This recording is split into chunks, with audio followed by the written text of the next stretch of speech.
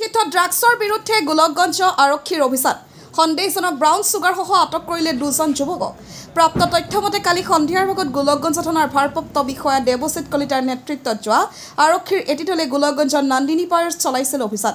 অভিযানত চলেমান আলীসহ চাহিদুৰ হক নামৰ ড্ৰাগছ সৰবৰাহকাৰী দুজনক বাইক গেৰেজৰ ভিতৰত বহি থকা অৱস্থাত আটক কৰে। আটকাধীন যুৱকজনৰ পৰা 13টাকৈ ব্ৰাউন চুগাৰ ভৰ্তি কণ্টেইনাৰ প্ৰায় 15 গ্ৰাম উদ্ধাৰ কৰে। পিছত আৰক্ষীয়ে ড্ৰাগছ সৰবৰাহকাৰী চলেমান আলী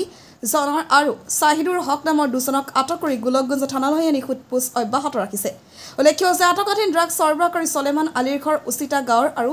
চাহিদুৰ হকৰ ঘৰ উত্তৰ ৰায়পুৰ প্ৰথম খণ্ডত বুলি জানিব পৰা গৈছে।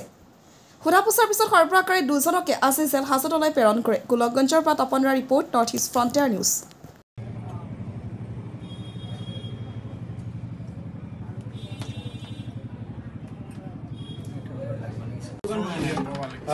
দোকান ঢুকছে এটি ভিতরে মই আই ধোমে নাই রে ভাই একজন ঢুকছে এ মই অলপ ব্যস্ত আছো রে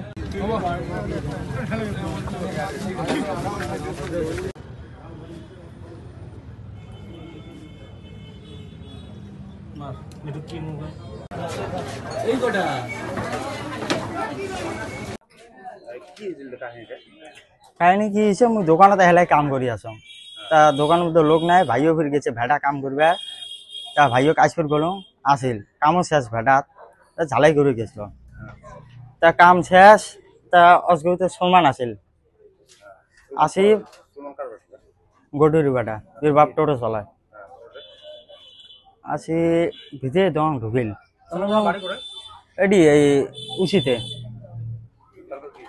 তারপর পাঁচপাড়ে ঢুকিল তা মুই অত ধান্দা হলো না মুই কাম করি আছো না